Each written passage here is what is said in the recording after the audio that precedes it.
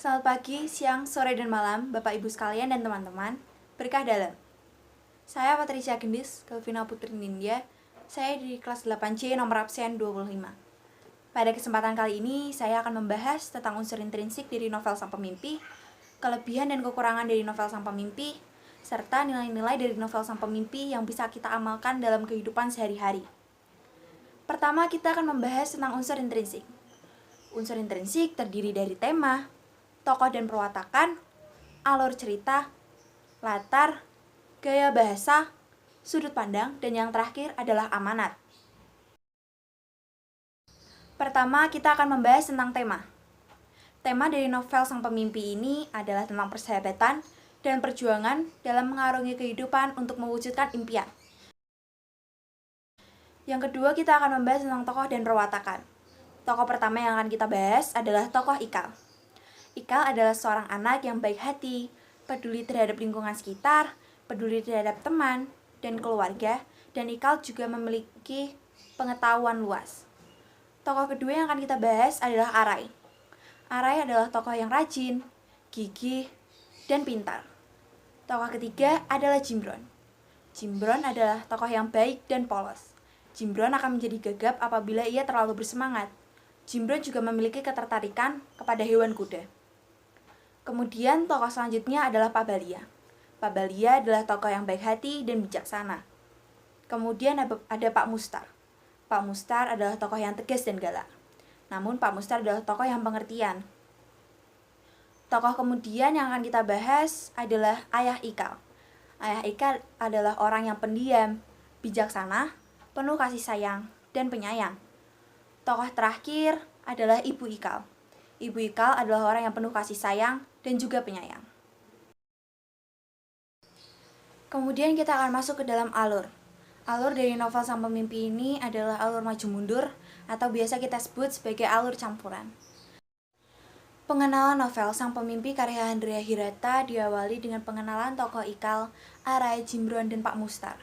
Tokoh Ikal, Arai, dan Jimbron dikejar oleh Pak Mustar karena murid-murid yang terlambat mengikuti upacara rutin dari luar pagar sekolah mengejek pidato Pak Mustar. Sehingga Pak Mustar marah dan akhirnya mengejar Arai, Ikal, dan Jimbron. Kemudian ada konflik awal. Konflik yang terdapat dalam novel Sang Pemimpi karya Andrea Hirata adalah ketika Ikal, Arai, dan Jimbron ketahuan menonton di bioskop yang merupakan larangan dari Pak Mustar untuk semua siswa SMA tempat mereka sekolah. Komplikasi, sifat pesimis yang dimiliki Ikal membuat prestasi Ikal menurun dan ia dimarahi oleh Pak Mustar. Pak Mustar tidak menginginkan Ikal berhenti bercita-cita. Ia menunjukkan perhatiannya kepada prestasi Ikal yang semakin menduruk. Pak Mustar terlihat sangat menyayangkan hal tersebut karena dia kasihan melihat ayah Ikal. Klimaks. Tahap klimaks dalam novel Sang Pemimpi terjadi saat Ikal merasa menyesal ketika ia melihat ayahnya datang jauh-jauh untuk mengambil rapot Arai dan Ikal dan hanya mendudukkan ayahnya di kursi 75 di garda depan. Antiklimaks. Antiklimaks dalam novel Sang Pemimpi karya Andrea Hirata menceritakan perjalanan Ikal, Arai, dan Jimbron setelah tamat SMA.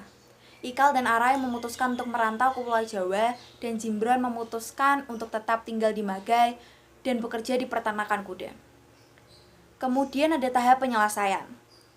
Pada tahap penyelesaian ini menceritakan pada akhirnya Ikal dan Arai diterima di universitas yang selama ini menjadi harapan, cita-cita, dan mimpi-mimpinya sejak masih menginjak SD. Latar tempat dari novel Sang Pemimpi adalah Pulau Mangga Belitung, dermaga pelabuhan, SMA Negeri Bukan Main, bioskop, dermaga Olivier, Universitas Indonesia Depok, Universitas de Paris, Sorbonne, Prancis, dan kemudian latar waktu yang digunakan adalah pagi, sore, dan malam. Kemudian kita akan masuk ke latar suasana. Latar suasana pertama adalah tegang, takut, sedih, senang, bahagia, lucu, haru, bahagia, dan bahagia. Gaya bahasa penulisan ini sangat bagus. Dengan kecerdasan kata-kata dan kelembutan bahasa puitis, berpadu tanpa adanya unsur repetitif yang membosankan. Terdapat banyak makna yang berada di setiap balik kata-katanya. Selain itu, novel Sang Pemimpi ini ditulis dengan realis bertabur dengan metafora. Penyampaian cerita yang bagus dan menyentuh, penuh inspirasi dan imajinasi. Novel ini menggunakan gaya bahasa yang mudah dipahami. Kata-kata dalam novel ini juga dapat membawa emosi pembaca, sehingga tanpa sadar, pembaca ikut masuk ke dalam cerita tersebut. Kemudian sudut pandang dalam novel Sang Pemimpi ini adalah orang pertama. Pelaku utamanya adalah aku, di mana penulis memposisikan dirinya sebagai tokoh Ikal dalam novel.